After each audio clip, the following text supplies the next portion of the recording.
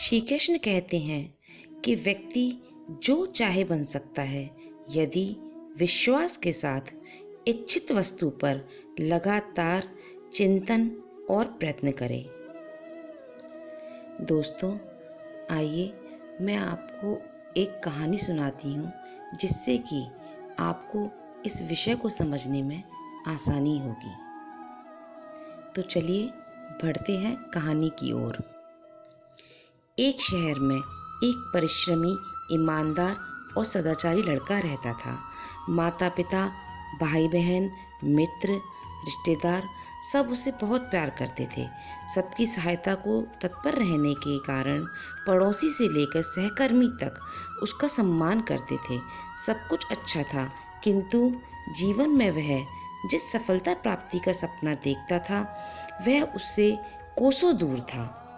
वह दिन रात जी जान लगाकर मेहनत करता, किंतु असफलता ही उसके हाथ लगती। उसका पूरा जीवन ऐसे ही निकल गया और अंत में जीवन चक्र से निकलकर वह काल चक्र में समा गया। चूंकि उसने जीवन में सुकर्म किए थे, इसलिए उसे स्वर्ग की प्राप्ति हुई। देवदूत उसे लेकर स्वर्ग पहुँचे। स्वर्गलोक का अलौकिक सौंदर्य देख वह मंत्रमुग्ध हो गया और देवदूत से बोला, ये कौन सा स्थान है? ये स्वर्गलोक है। तुम्हारे अच्छे कर्म के कारण तुम्हें स्वर्ग में स्थान प्राप्त हुआ है। अब से तुम यहीं रहोगे, देवदूत ने उत्तर दिया। यह सुनकर लड़का खुश हो गया। देवदूत ने उसे वह घर दिखाया जहाँ उसके रहने की व्यवस्था की गई थी।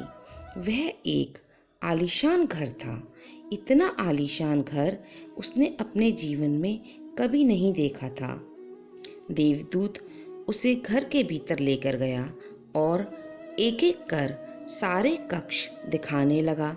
सभी कक्ष बहुत सुंदर थे। अंत में वह उसे एक ऐसे कक्ष के पास लेकर गया जिसके सामने स्वप्न कक्ष लिखा हुआ था।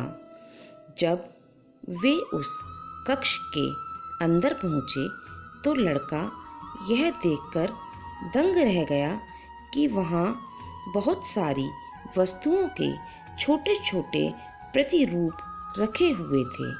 ये वही वस्तुएं थीं जिन्हें पाने के लिए उसने आजीवन मेहनत की थी, किंतु हासिल नहीं कर पाया था।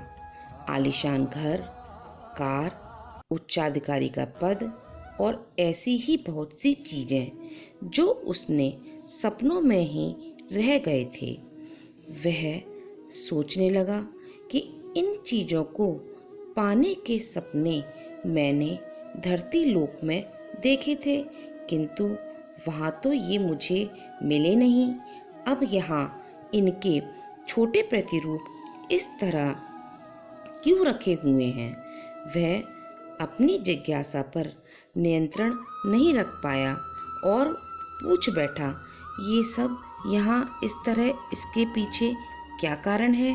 देवदूत ने उसे बताया, मनुष्य अपने जीवन में बहुत से सपने देखता है और उनके पूरा हो जाने की कामना करता है, किंतु कुछ सपनों के प्रति वह गंभीर होता है, उन्हें पूरा करने का प्रयास करता है।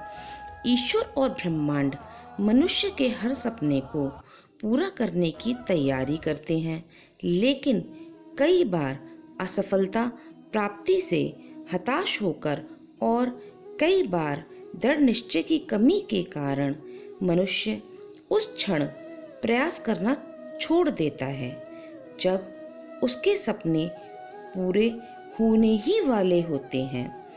उसके वही अधूरे सपने यहाँ प्रतिरूप के रूप में रखे हुए हैं। तुम्हारे सपने भी यहाँ प्रतिरूप के रूप में रखे हैं। तुमने अंत समय तक हार ना मानी होती तो उसे अपने जीवन में प्राप्त कर चुके होते। लड़के को अपने जीवन काल में की गई गलती समझ आ गई, किंतु मृत्यु पश्चात अब वह कुछ नहीं कर सकता था। तो मित्रों, किसी भी सपने को पूर्ण करने की दिशा में काम करने के पूर्व यह दृढ़ निश्चय कर लें कि चाहे कितनी भी मुश्किलें क्यों ना आएं, चाहे कितनी भी बार असफलता का सामना क्यों ना करना पड़े, अपने सपने को पूरा करने की दिशा में तब तक प्रयास करते रहेंगे जब तक कि वे पूरे नहीं हो जाते। अन्यथा समय निकल जाने के बाद यह मलाल रह जाएगा कि काश मैंने थोड़ा प्रयास और किया होता। अपने सपनों को अधूरा मत रहने दीजिए। दृढ़ निश्चय और अथक प्रयास से उन्हें हकीकत में तब्दील करके ही दम लीजिए। हमारी कहानी का नाम था स्वप्न पक्ष। दोस्तों, आपको कहानी कैसी लगी?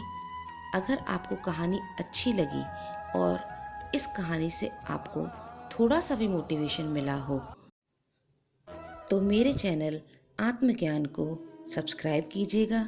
इस वीडियो को ज़्यादा से ज़्यादा लाइक और शेयर कीजिएगा। आपका एक सब्सक्राइब मुझे बहुत मोटिवेशन देता है कि मैं आपके लिए और मेहनत करूं और अच्छी अच्छी वीडियो लेकर आऊं। तो इस वीडियो को अब यहीं समाप्त करते हैं और फिर मिलते हैं एक नए विचार और नई कहानी के साथ। धन्यवाद।